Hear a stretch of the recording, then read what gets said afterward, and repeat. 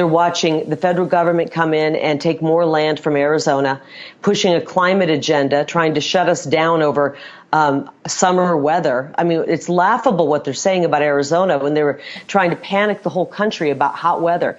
Newsflash, it gets hot in Arizona in the summer.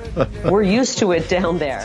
So before we get into it, I just have a genuine question about Kari Lake that I can't help but think about every time one of these interviews pops up on my news feed. Is she Steve Bannon's co-host on his podcast or something? I only ever see her talking to Steve Bannon in this exact setup. And at this point, I can't help feel like this is her actual job. If anyone actually has listened to this podcast and knows if she's an official co-host, please let me know. I'm curious, but definitely not curious enough to listen to Steve Bannon's War Room. But let's get to the substance of her claim. It's hot this summer, but it's always hot in summer in Arizona. This is the typical response to climate change from people who don't believe that our Earth is steadily getting hotter. And not just hotter, but that weather patterns across the country are growing more intense and unpredictable. The stories from this past week out of Hawaii and the devastating wildfires in Maui are truly tragic, not just for the profound loss of life and history, but because of the complete failures on the infrastructure systems to adequately warn residents that they needed to evacuate. This is an absolutely harrowing warning of how deadly and destructive, unpredictable weather patterns can be, especially when ignored by politicians like Kari Lake. So Hawaii has an extensive integrated outdoor siren warning system. It's the largest in the world with around 400 alarms, but it was not activated during these fires, according to the Hawaii Emergency Management Agency. So even if we have billions of dollars in investment, these natural disasters can outpace even the most advanced solutions. And that the death of nearly 100 Americans is no joke, Kari Lake. But interestingly, there has been one bizarre point of agreement between the left and the right on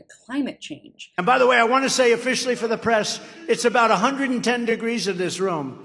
Nice job with the air conditioning, whoever, but you know what the press will say? You know what they'll say? Trump didn't look well. He was extremely wet.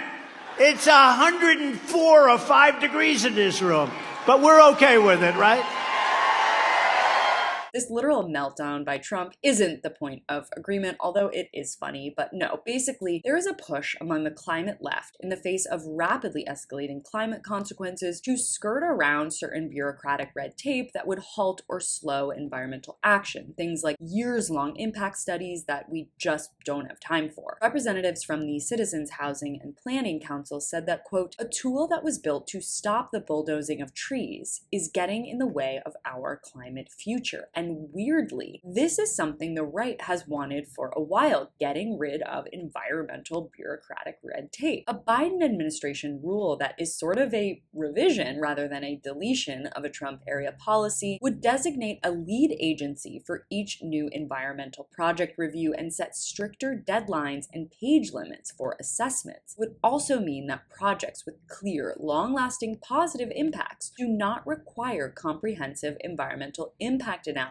And again, this is Democrats leading the charge towards minimizing the control of the EPA and the NEPA. It's a fascinating development in the climate conversation, and one that, of course, is not just going to be smooth sailing from here, but maybe there finally can be some sort of bipartisanship on this issue, even if it's kind of by default rather than a shared belief. For more of my coverage on the breakdown, stay right here and check out my latest video on Marjorie Taylor Greene finally getting screwed over by her MAGA past by clicking on the link in the description box below. Thank you so much for watching. You can follow me on all platforms at Caro Johnson 917.